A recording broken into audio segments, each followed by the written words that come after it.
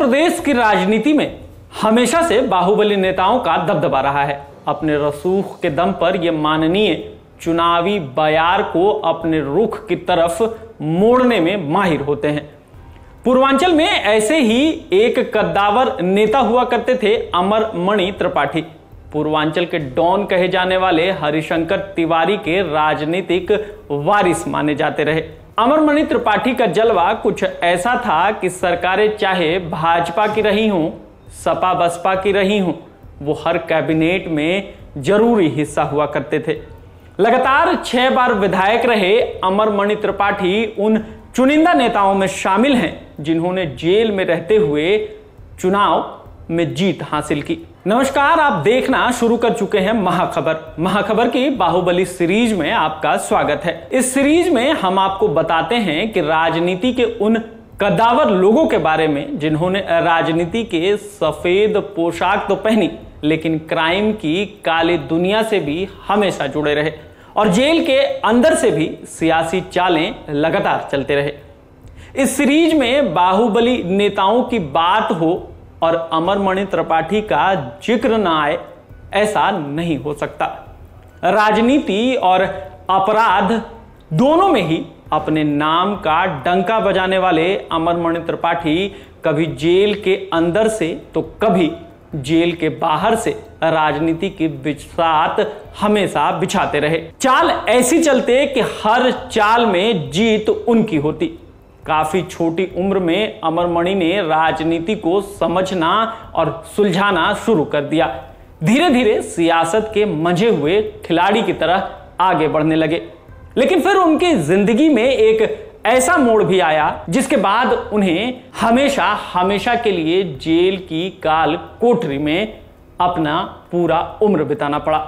हरिशंकर तिवारी को राजनीतिक गुरु मानते हुए राजनीति में प्रवेश किया। पूर्वी उत्तर प्रदेश के रहने वाले अमरमणि त्रिपाठी का जन्म 1956 में हुआ था। राजनीति में उन्होंने कांग्रेस के बाहुबली नेता हरिशंकर तिवारी को अपना गुरु बनाया। मध्यम वर्गीय परिवार से आने वाले अमरमणि त्रिपाठी का राजनीति में आने से पहले ही अपराध से नाता जुड़ गया था। मारपीट, हत्या, किडनैपिंग, लूटपाट जैसे कई मामले उनके ऊपर दर्ज थे और फिर बाहुबली नेता की तरह अमरमणि त्रिपाठी ने भी अपने काले कारनामों को ढकने के लिए सियासत के सफेद चोले को ओढ़ लिया। हरिशंकर तिवारी ब्राह्मण थे और अमरमणि त्रिपाठी भी ब्राह्मण थे, इसलिए पूर्वी उत्तर प्रदेश में वे शुरुआती दिनों से ही अपना दबदबा कायम करने में कामयाब रहे।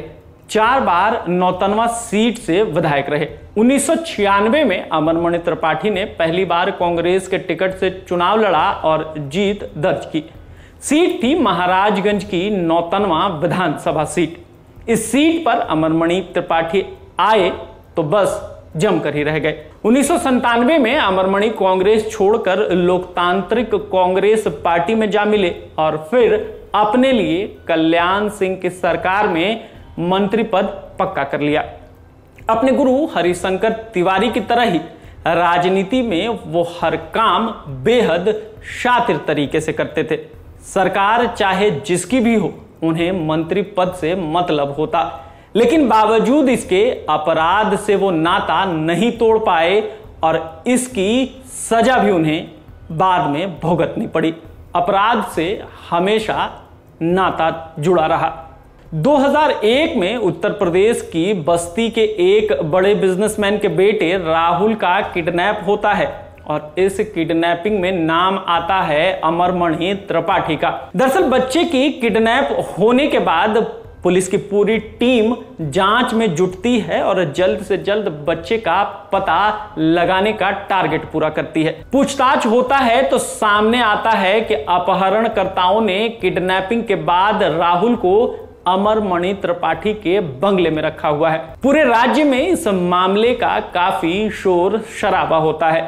राज्य में बीजेपी की सरकार थी और खुद उस वक्त अमरमणि त्रिपाठी मंत्रिमंडल में शामिल भी थे। विपक्ष बीजेपी के खिलाफ जमकर हंगामा करता है और फिर बीजेपी अमरमणि त्रिपाठी से किनारा कर लेती है। राहुल की किडनैपिंग का यह केस अमरमणि को एकदम अलग थलग कर देता है। पूरे यूपी में अमरमणि त्रिपाठी का बड़ा कद था। अमरमणि के लिए यह मुश्किल वक्त था, लेकिन राजनीति के चालों को शतरंज की तरह खेलने वाले अमरमणि त्रिपाठी बहुत जल्द इस मसले और उलझन से बाहर आ गए। 2002 के चुनाव में बीएसपी ने नौतनवा सीट से अमरमणि त्रिपाठी को टिकट दिया और अपना प्रत्याशी बनाया, और वो अपने दम पर बड़े मार्जिन से चुनाव वहां से जीत गए। नौतनवा सीट से सबसे ज्यादा ब्राह्मण वोटर्स हैं और इसी का फायदा अमरमणि त्रिपाठी को हमेशा मिलता रहा। किडनैपिंग का इतना बड़ा मामला हो जाने के बावजूद वो एक बार फिर इस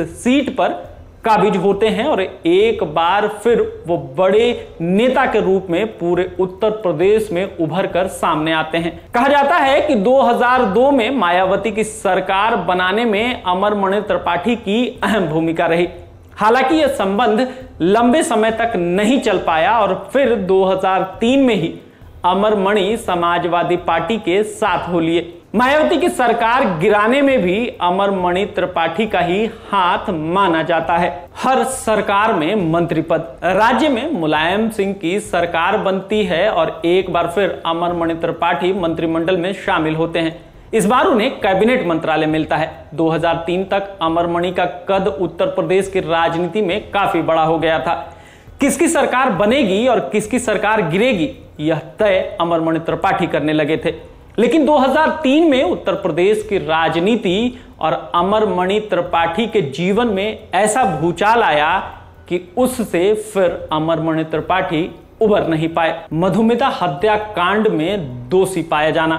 इस दौर में उत्तर प्रदेश में एक कवयित्री जिनका नाम मधुमिता था, उनका नाम काफी मशहूर हो रहा था। खीरी लखीमपुर की रहने वाली मधुमिता महज 15-16 साल की उम्र में राजनीति पर ऐसी कविताएं लिखने और गाने लगी कि उन्होंने इस छोटी उम्र में अपनी एक अलग मुकाम और अलग पहचान बना ली। अमरमणि त्रिपाठी की मुलाकात मधुमिता से होती है और दोनों के बीच धीरे धीरे नजदीकियां बढ़ने लगती हैं। मधुमिता का अमरमणि त्रिपाठी के घर भी आना जाना लगातार बढ़ जाता है। पूरे परिवार से मधुमिता की दोस्ती थी, लेकिन दोनों के बीच कुछ और भी चल रहा था और यह बात साफ हुई मधुमिता के कत्ल के बाद। पत्नी के साथ हुई उम्र कैद की सजा। 9 मई 2003 को मधुमिता के घर में घुसकर 2 लोगों ने उन्हें गोली मार दी। मधुमिता के कत्ल के आरोप लगे अमरमणि त्रिपाठी पर। छानबीन हुई, पोस्टमार्टम की रिपोर्ट आई तो पता चला कि मधुमिता प्रेग्नेंट थी। बच्चे का डीएनए हुआ तो साफ हुआ कि मधुमिता के पेट में अमरमणि त्रिपाठी का बच्चा पल रहा था। और इस बात की खबर जब अमरमणि को मिली तो उन्होंने ही मधुमिता का कत्ल करवा दिया। इस कत्ल में उनका साथ दिया उनकी पत्नी मधुमणि ने। मधुमिता के परिवार में अमरमणि के खिलाफ केस दर्ज करवाया और लंबे समय तक केस की सुनवाई होती रही और आखिरकार 2007 में अमरमणि और उनकी पत्नी को दोषी मानते हुए उम्र कैद की सजा मिल गई। बेटे को बनाया उस सीट से विधायक। उत्तर प्रदेश में कभी जिसके नाम की तूती बोलती थी, वो 2007 से लेकर अब तक यानी पिछले 15 साल से जेल की 4 दीवारी के अंदर ही है। कभी उत्तराखंड की जेल तो कभी गोरखपुर की जेल में वो सजा काट रहा है। हालांकि अक्सर ऐसी खबरें उठती रहती हैं कि जेल तो बस बहाना है। दोनों का ज्यादातर वक्त गोरखपुर की बीआरडी मेडिकल कॉलेज में बीतता है। बीमारी के नाम पर दोनों पति पत्नी जेल में कम और बीआरडी मेडिकल कॉलेज में ज्यादा समय बिताते हैं।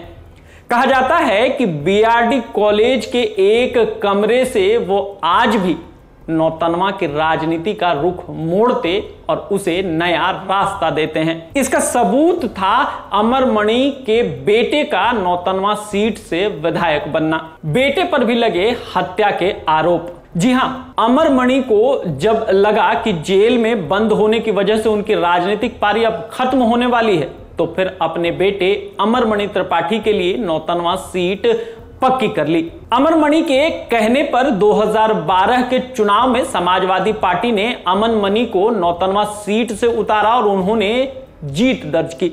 बाहुबली का बेटा अब अपने पिता की सीट पर काबिज हो चुका था और बिल्कुल अपने पिता के नक्शे कदम पर आगे भी बढ़ रहा था। पिता अमर मणि त्रिपाठी की तरह ही अमन मणि त्रिपाठी पर एक लड़की की हत्या का आरोप भी लगा। पहली पत्नी के कत्ल के आरोप लगे। अमन मणि पर अपनी पहली पत्नी सारा सिंह की हत्या के आरोप लगे और उन्हें जेल भी जाना पड़ा। अमन और सारा ने परिवार के खिलाफ जाकर आर्य समाज मंदिर में शादी की थी। जेल में बंद अमर मणि और उनकी पत्नी इस शादी के खिलाफ थी, बिल्कुल तैयार नहीं थी। काफी समय तक अमन और सारा परिवार से अलग रहे, लेकिन थोड़े समय के बाद अमर मणि ने सारा को बहू के रूप में स्वीकार कर लिया। अभी कुछ समय ही बीता था कि अचानक एक दिन सारा की मौत की खबर मीडिया में आती है।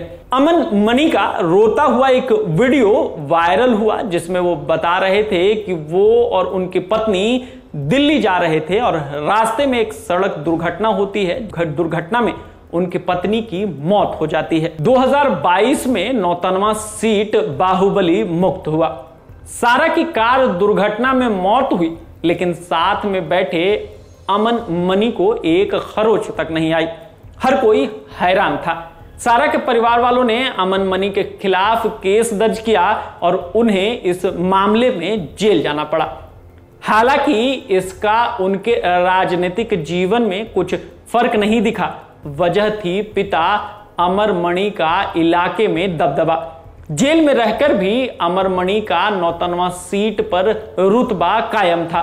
2017 के विधानसभा चुनाव में उन्होंने अमन मणि को फिर से जीत दिलवाने में कामयाबी हासिल की। इस बार वो निर्दलीय चुनाव जीते। हालांकि 2022 के चुनाव में पहली बार 99वां सीट अमर मणि के परिवार के कब्जे से बाहर चली गई।